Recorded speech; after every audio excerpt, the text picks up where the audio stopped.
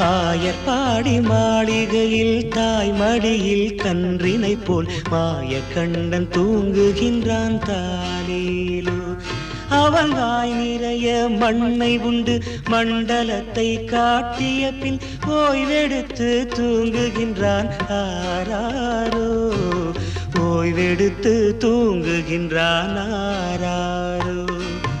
ஆயர்பாடி மாளிகையில் தாய் மடியில் கன்றினை போல் மாய கண்ணன் தூங்குகின்றான் தாலேலோ.